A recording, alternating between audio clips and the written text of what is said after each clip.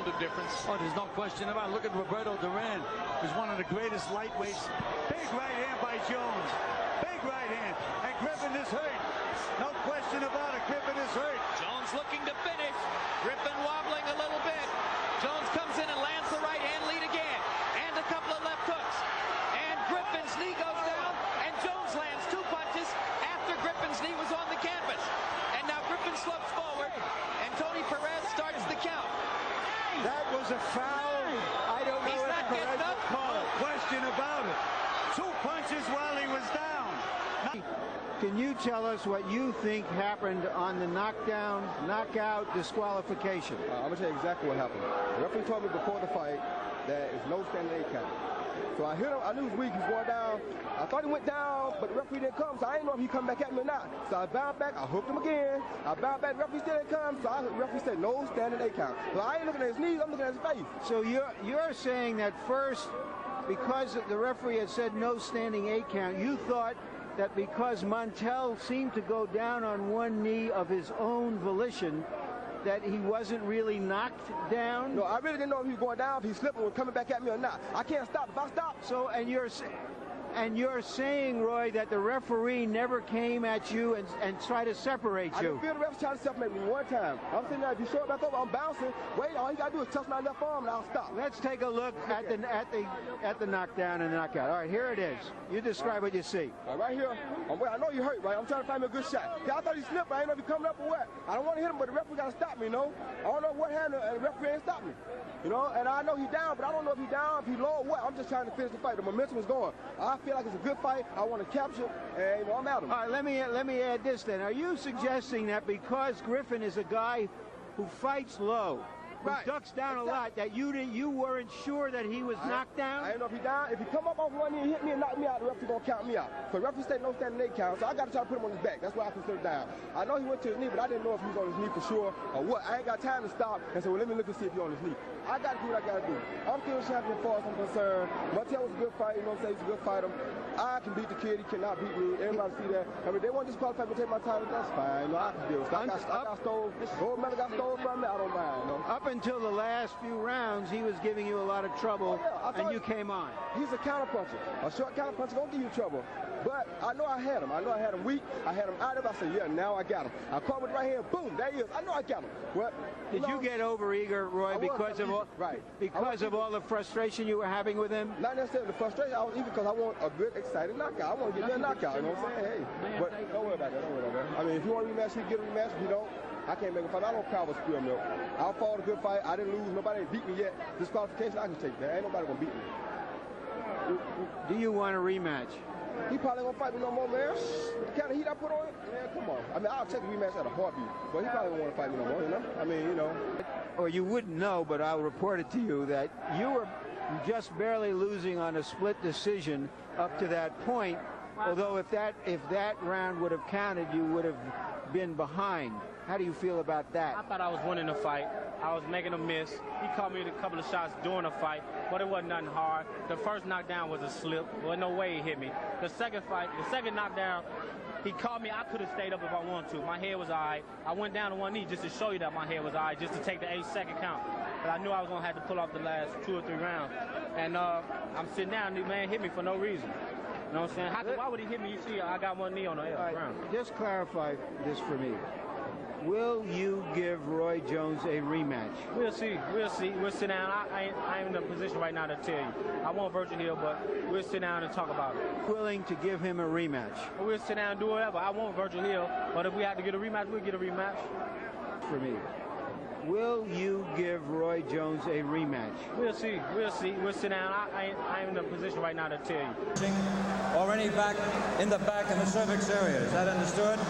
Shake hands now. Good luck to both of you. The general consensus before the first fight is that Griffin was simply more trash than Roy Jones' compactor.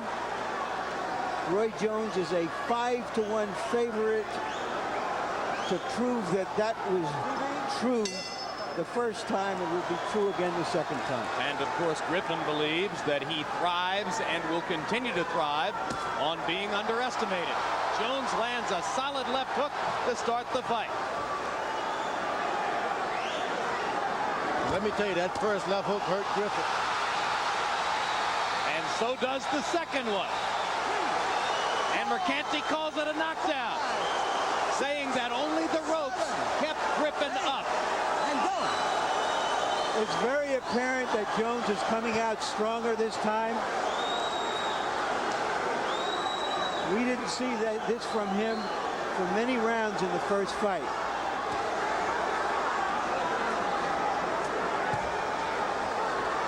So now Griffin hoping in the back of his mind that Jones, by being so aggressive, will create opportunities for him. Montell's a classic counter-puncher.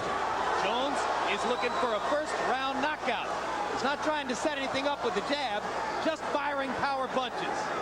Very important that Roy Jones keeps his right hand up as he throws those left hooks, because he's wide open for a counter hook. That's what Griffin is looking for, although he hasn't really fired in return yet. That's the first one he stopped. Let's go. Roy has had a reputation of not taking chances, not wanting to get hit. He is taking chances, sticking his chin out there now. The one thing about Roy Jones, you're going to land those big shots early in the first round. Go back to the body to make sure that this guy is not able to get his second win on you later on. Griffin shying away from the left hook feint there. Obviously, and for good reason, extremely cautious now about Roy Jones's left hook leads. Jones lands another left hook there. Griffin starts to look for counter opportunities, but still very much on the defensive with 50 seconds to go in round number one. Huge round for Roy Jones so far. Well, Roy Jones is playing the feinting game, and Griffin is benefiting by it. Whoa, what a left hook. What a left hook. Second knockdown of the round. That was a leaping left hook, and Griffin may not survive it. He's got trouble. And that's that. Jones gets his vindication via a first round knockout. And it was a left. All right, Roy, congratulations. I suppose you do feel redeemed by what happened. Well, first of all, I'd take this time out to thank God for giving me the opportunity to keep my head together and come out and do what I did. Thank everybody in Pensacola. Roy Jones still number one. Ain't gonna be that way, baby. For all these doubters, him and all the rest of them that think Roy Jones is a fluke, now they know. Now, back to where I am. I am redeemed. I deserve to be back pound for pound number one, because I am. It's just like that. I don't even want to hear nothing else. I should be pound for pound the best. When somebody come beat the best, it's fine. I thank God. I thank Montell. He gave me the opportunity to go back and pick up my stuff and come back in here with the Roy Jones attitude. I didn't want to have to do this, but they made it.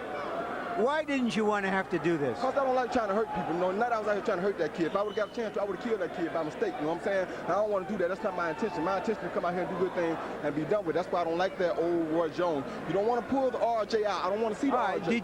Did you need this kind of incentive to bring out 105% of yourself? Didn't I just say that?